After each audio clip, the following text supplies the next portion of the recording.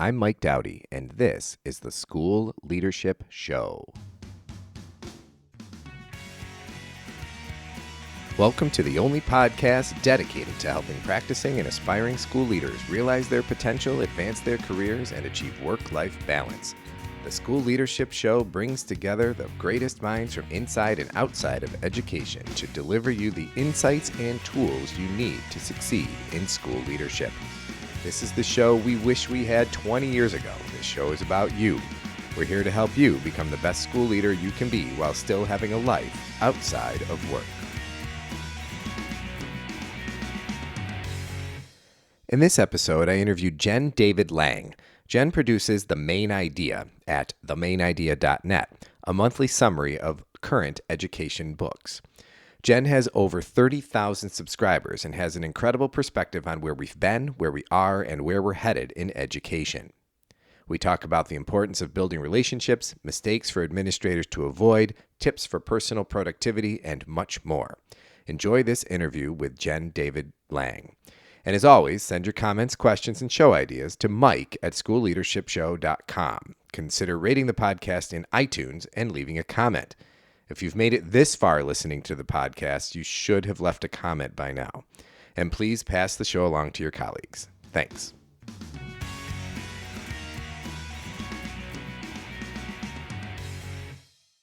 So I'm here with Jen David Lang. Jen, thanks for joining me today. Glad to be here. And you are the creator and the, purveyor of The Main Idea. How's that sound? Well, I guess I should explain what The Main Idea is. That would be great. If you could tell folks about The Main Idea, tell us a little bit about your background, and then we'll get right into it. Okay, sure. Well, I guess I started teaching in the early 90s. I was a strange person. I taught both math and English. That always gets a second look. And I started an academic program for middle school kids right out of college as well. And I did that for a while until I got my principal's license at Bank Street. And after taking on a number of administrative roles, I decided to do some consulting. I helped people start new schools, train new teachers, did some coaching. And then I came up with the concept of The Main Idea. And basically, I connect school leaders from all over with some of the latest and best ideas in education by summarizing 8 to 10 compelling new books a year for them because they are too busy to do the reading themselves. And then in addition, I also write professional development suggestions that school leaders can use to train their own teachers or their own cabinet. And basically, I came up with this idea. I remember I had one consulting job with Norman Atkins. He's the person who started Uncommon Schools and the Relay Grad School of Education. And he was just at the point of starting his second school, and he said, Jen, I've got 30 books on my desk that I'm just not getting to, and I need to train a group of new teachers soon who are going to be at our new school. Can you help me out? And that's when I realized two things. First of all, even amazing school leaders just don't have the time to do the reading they wish they could do. And second of all, I realized that's how I read books. I read books, particularly about education and leadership, with a mind for how to train teachers. I remember when I was in high school, I was a very strong math student, and rather than spending time in class learning the material, I used to daydream about how I would teach the material. And I realize it's sort of the same thing now. I read an education book or a leadership book, and I think, as a principal, how would I introduce these ideas to my teachers? So that turned into The Main Idea, which is a subscription service, and principals subscribe to my service and get a book summary and a workshop idea about 9 months out of the year. So how long have you been at it? I started in 2007, so just over 8 years, I guess. 8 years. So you're closing in on 100 books, huh? Yes, there should be about 70 up on my website once I get the last few up there. Wow. How many subscribers do you have? I have over 30,000, 35,000. Wow, that's unbelievable. So, and it ranges. Now, I'm not a principal anymore, but I subscribe, so it's probably beyond just principals. Yes, I have a lot of district leaders, superintendents, directors of instruction, I have consultants, people at the college level, who are teaching, at the graduate level, who are teaching aspiring leaders. So it's a wide range, but it's basically aimed for the school leader. And how do you decide which books to review or I summarize? get that. I get that question a lot. So I have my 4 criteria down. The first is there has to be some research beyond just an individual saying, this is what I did and I've learned. I'm hesitant to say research-based because I think that term is very abused and thrown around, but I do look for some depth of research. Second of all, it has to be a topic of interest. I usually survey my subscribers every year or so to see what they're interested in, but just to see, what's new, what's interesting. Third of all, and this is really important, is I look for books that you can use that have ideas that you can implement in your school or district tomorrow. There are a lot of great books out there about policy or criticizing certain approaches, but and I do some theoretical books, but I'm mostly interested in actionable books. So the 4th criteria is that it's got to be well written, because what busy school leader is going to work a 14-hour day and then sit down and read a book that isn't engaging? And so I do hope that people read the books. So I look for well-written books as well. So what percentage of books would you say you pick up and say, "Ooh, this one looks good," and then are like, no? It's hard. I do put down a lot of them because I don't meet the 4 criteria. And I also do look for books that work for a K-12 audience because I have school leaders who span, that whole range. I look through dozens and dozens of books to choose the 8 to 10 that I summarize each year. Most of them I do put down. I'm looking for those outstanding books that will make a difference in the lives of busy school leaders. And then when I do summarize them, this is not a book review. This is not a paragraph in an educational journal. This is a full 8 to 10 page summary. So it really contains all of the major ideas in the book, along with enough examples so that you really understand what they're talking about. And then I try to include some of the tools that the authors are presenting so that you can use those tools, charts or checklists, so you can use those in your own school. Now, when do you get, what kind of interaction do you have with the authors? I mean, do you have people beating down your door to say, "Jen, review my book," or are they like, "Oh God, Jen's reviewing my book," or not reviewing, but Jen's summarizing my book? Well, how's that go? Someone told me recently that a lot of education books only have an audience of a few thousand people. I don't know if that's true. So if a book only has 3,000 to 5,000 people reading it, and I'm sending this out to 30,000, 35,000 people, it definitely helps with popularizing that book. So yes, I have individual authors who write to me all the time and ask me to summarize their books, but I work directly with the publishers. I did not want to get sued when I set this up, so I introduced myself and I create just a simple agreement with the publisher that says, yes, you give me permission to write such an extensive summary of the book. I wondered about that because I wondered how that fit with the publishers and if they had an issue with it, but probably not because I imagine it increases sales, right? Absolutely. I have some great relationships with publishers, some fabulous people who understand what the main idea is and who my audience is, and they send me free books and say, what do you think of this or this? And so I've had wonderful relationships with them, and I do this all legally with permission, so I don't step on anyone's toes. And I send them a draft of my work before I send it out, and some of them do send it to the authors, and some of them don't. Oh, very cool. Now, you mentioned before that you survey your subscribers to find out what they might be interested in. What's your response rate like that, and what kinds of things do they tell you? Well, principals are very busy, so I don't get a ton of people responding. I try to keep them short. But, generally I find people are very happy with the service. It's very inexpensive, $40 or $50 a year for an individual, much, much less for groups. And so people are very happy with the service. And also, once they sign up, they get free access to all of the book summaries and workshops that are on my website. So people are very happy with it. I just try to get some suggestions for topics they're interested in or authors. And I do this, I guess, about once every year and a half.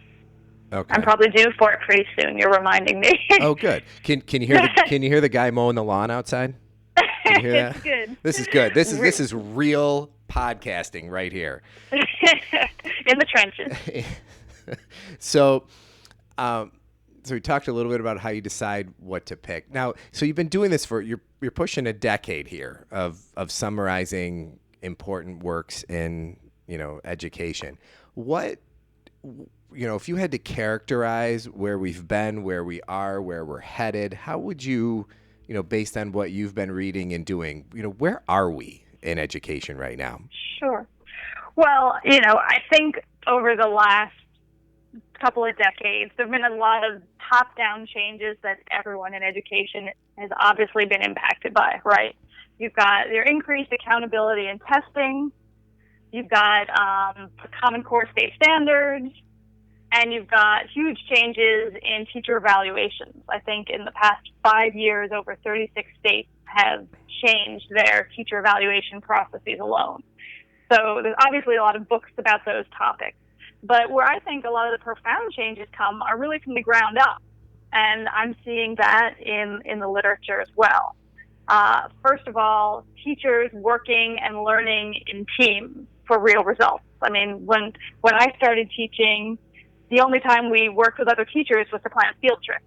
But we certainly never spoke about our teaching, let alone spoke honestly about how our students are learning. I used to call it, when I was teaching, I used to call it hide and teach. Hide and teach. We used to call it kid talk sometimes, and you would talk for half an hour about the problematic kid, but you really weren't improving your teaching and improving the learning. But that's a great new theme that has come up and certainly has hit the literature. And certainly the use of formative assessment. I'm embarrassed to say, at the beginning of my career, if you would ask me, I probably couldn't have even defined formative assessment. And now just about every teacher knows what an exit ticket is and checks for understanding at some point. So formative assessment is huge.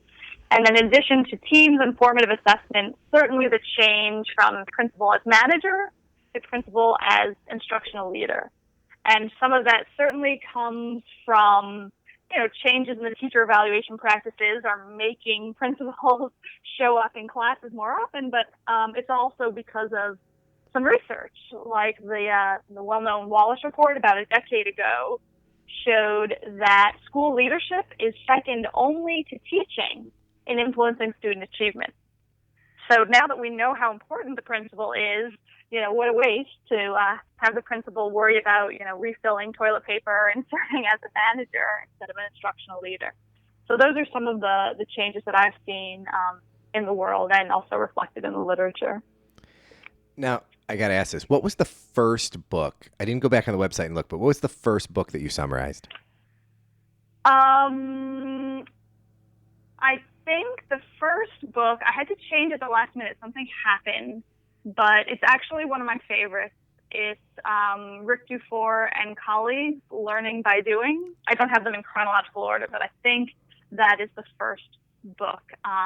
He writes about the power of teacher teams. He writes about PLCs and how they can address the gaps. But I think that was the first and one. That was and all, another was that when he was at Adelaide Stevenson High School? All that. He might have even been. I think he was done with that. He was already at the district level. Okay. But that was certainly an early one. And I also summarized Harry Wong's The First Days of School, which is really a book about classroom management, which many teachers find very useful. So for a principal to be able to have a summary of this very long book and be able to pass it along to struggling newer teachers was a fabulous resource. And I still get lots of people asking for my workshop ideas to use with Harry Wong's book. That's a great book. That's the one I used to use as a required textbook when I taught classroom management at the graduate level. Yes. So those are a couple of the early ones. So and you asked about where we're going. Yeah, where do you think we're headed? Yeah.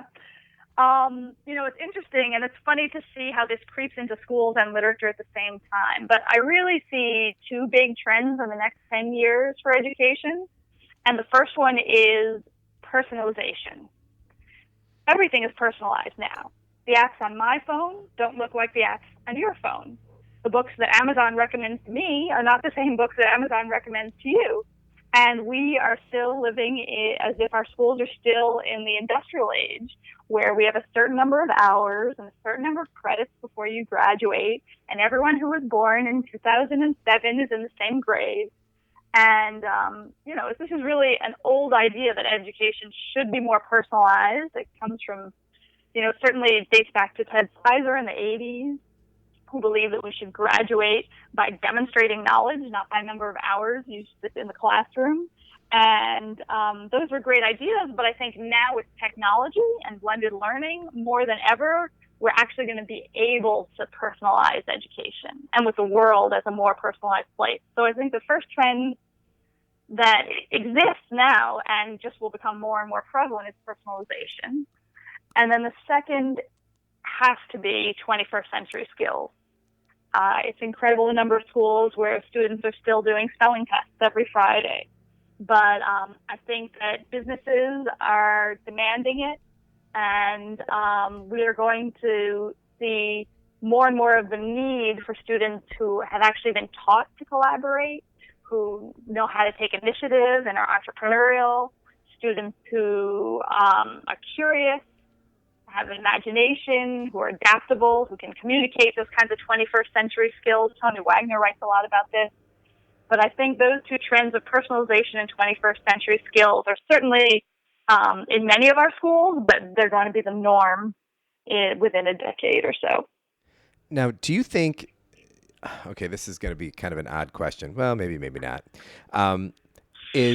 Do you think what's going on in the field is driving the literature, or the literature is driving the field, or is it some kind of balance there?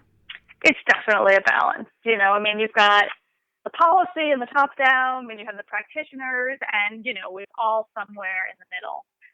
Certainly some of the literature comes from people who were in the field 40 years ago, and some of the literature is from people who are there now, who are writing articles, writing books. So I don't think any change and any movement is just in one direction. So you've interacted, you do some consulting work on the side, right? I do, yeah. So you've interacted with school leaders. Do you have any, if you think about the constellation of folks that you've worked with, what would you say separates the really good and effective school leaders from the ones who are kind of meh? I won't say ineffective. I'll just kind of give it the meh. So the first thing that always stands out are the leaders who understand the importance of relationships in schools. We are not creating widgets, and schools are complicated places. And, the leaders who very clearly focus on communication skills, they prioritize people over things or projects, and they understand that you need to take time to develop trust, because trust is the glue that holds a school together. So it's you often can meet a leader in a very short time. You can see whether they prioritize relationships. Another area, outstanding leaders understand they can't do it by themselves, and they really understand the power of teams. And this certainly goes back to Rick Dufour. But as much as we would like, principals cannot observe teachers into better teaching one at a time in any sustained kind of way. The best principals get a school leadership team together to observe teachers. And even more importantly, they organize their teachers into teams to hold each other accountable, to help each other improve their craft. And so the most savvy school leaders know how not only to develop teams, but to set goals for teams, and also to observe teams. Most principals go in and they observe individual teachers, but they often don't observe team time. So I think that the best principals prioritize relationships, develop and sustain teams. And then the third thing, and this should be very obvious, but as school leaders, we are running learning organizations. And yet we often don't see ourselves as learners as well. So principals who understand that they're going to improve themselves and their schools through learning cycles, assessing what's going on in their school, creating goals to create those gaps, and then implementing those new plans and doing it again. So school leaders who understand that they have to go through these learning cycles to keep trying new things. They can't just buy what someone said. Oh, you need to flip your classrooms? Great, that'll solve our problems. No, we have to look at our own current reality, and we have to see what is the impact of what we're doing. One well-known author, John Hattie, he always says, know thy impact. That's the most important thing, to be able to look in the mirror and see what you're doing and make changes. Wow, it's so much in there. I want to go back to kind of where you started with that whole idea of observing teachers working in teams. I'm a little embarrassed that I spent about 10 years as a principal, but I never really formalized that. Yes. I mean, you can learn a lot by watching how people interact with their colleagues. Well, but not only that, and this is something that Michael Fullen writes about in his book, The Principal, it's just much more efficient. As a principal, how many of your 20, 30, 40, 50 teachers, how many of those classrooms can you get into a week? Even if you're doing mini observations, once a week. But if you meet with your 7th grade team and they're going over the latest student assessment, you can impact the entire team, which then impacts all of the teaching in all of their classrooms. So, some of the best leaders I know schedule in time to attend team meetings as frequently as they can, and to observe them and, do some mini PD with them at those meetings. But that's a bigger bang for your buck than individually going into every single classroom as much. Not that you should not go into individual classrooms, but this is a piece that's sometimes missing and what separates the good from the great. Well, and then I think by extension, that's an opportunity for the supervisors of principals to watch how the principals engage in that kind of observation and feedback loop with the group of teachers. Absolutely. So I could see, Yeah. I could see going in and observing a principal, observing a meeting, kind of like how we'll do that from time to time where shadow principals or assistant principals as they're doing observations and kind of go through the process with them. But then to take that to the next step of, okay, so how do you facilitate a group of teachers or observe them and provide feedback on their practice in that setting? So Absolutely. And even if the superintendent can't be there, you could take a videotape of a principal working with the team and bring that back, and the principal can debrief that, him or herself, and then together with other principals, with the superintendent. That's something that Paul Bamberg Santoyo writes about in his book, Leverage Leadership.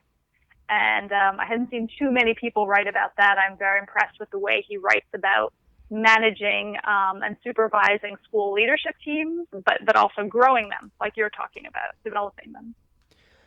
So we talked about the good things the things that effective school leaders do. Any mistakes to avoid? Because this podcast is really aimed at folks who are either practicing or aspiring to be school administrators. So what are some things that you've, just watched people do and thought, oh, buddy, what are you thinking there?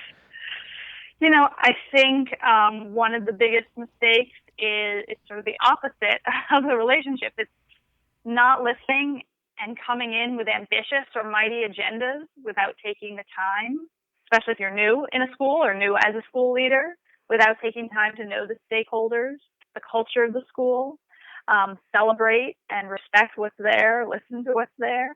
Thinking that communication is a soft leadership skill, I think that's a really big mistake, and it's actually one that's very hard to correct.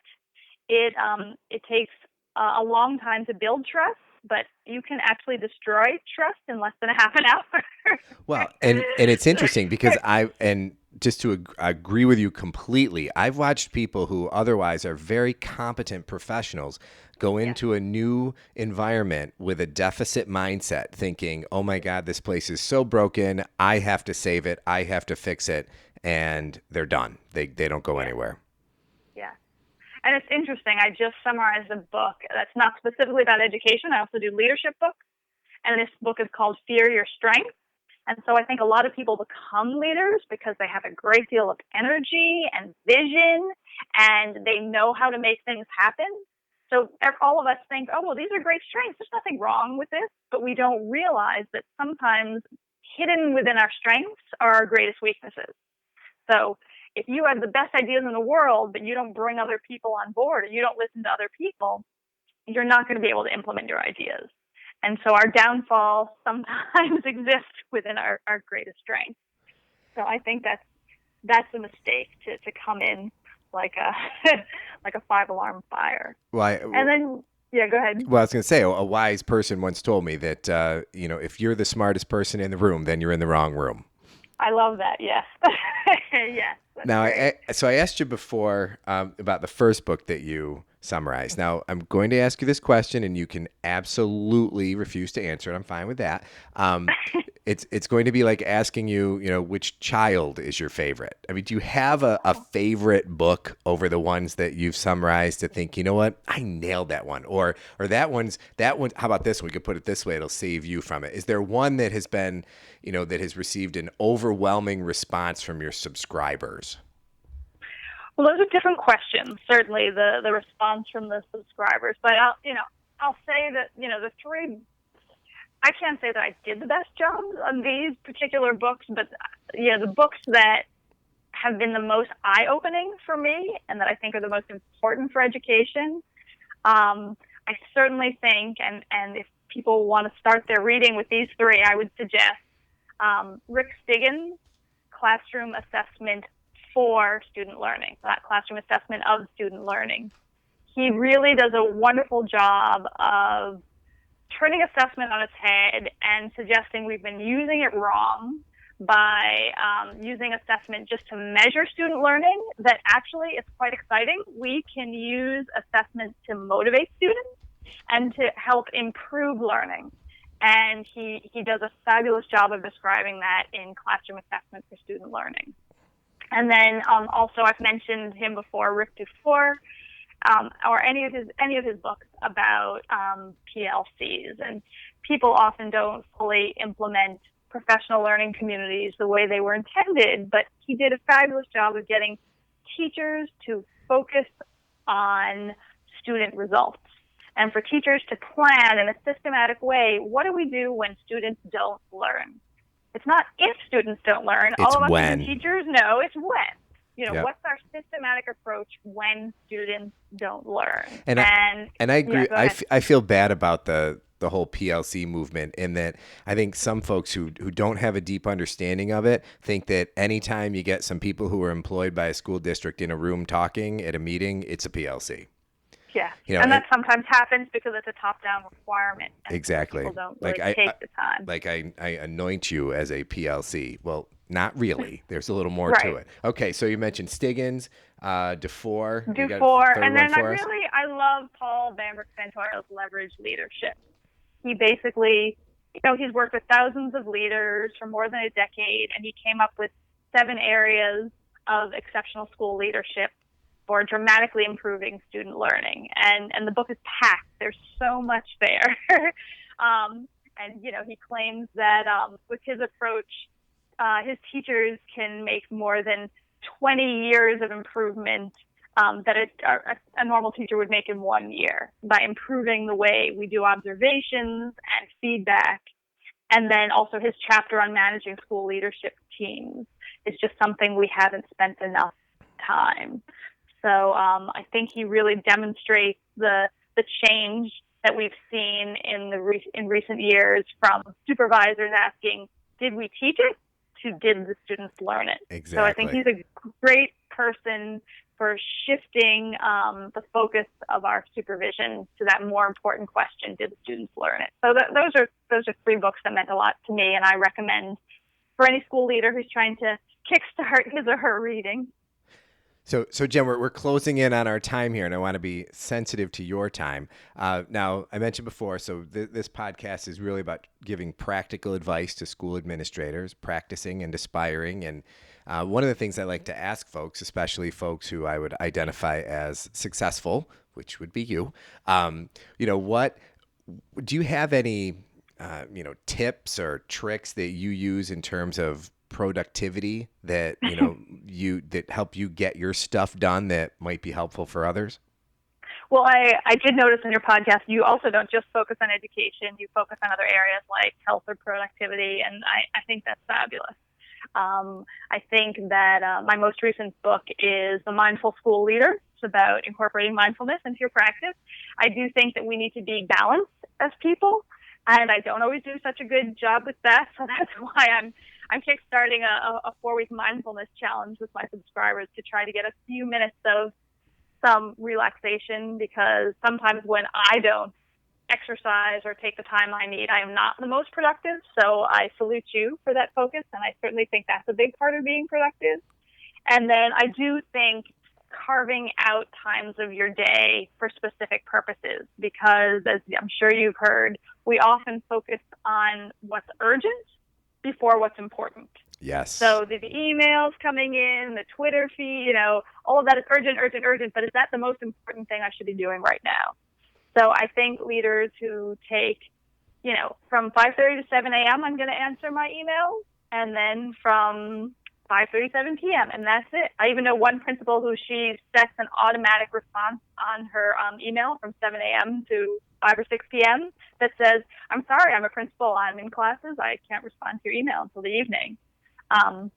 So I think carving out those times, I know for me, I need to do my biggest thinking and hardest working earlier in the day. And so I block out reading and writing times earlier in the day. And then when I need to answer emails, write an invoice, just do smaller things, I save those blocks for later in the day when the brain and the body are a little bit more fatigued. Absolutely. Perfect advice. I couldn't have said it better. Jen David Lang, thank you for taking time to talk with me today, and hopefully folks will sign up for The Main Idea. Where can they learn more about getting a subscription and about your work?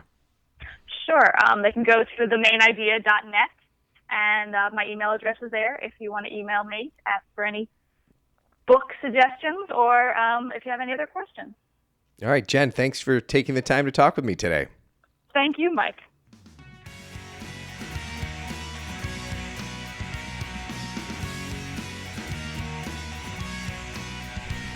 Thanks for listening to the School Leadership Show, a podcast for aspiring and practicing school leaders by school leaders. Send your comments, questions, and show ideas to mike@schoolleadershipshow.com. Consider rating the podcast in iTunes and leaving a comment. And please pass the show along to your colleagues.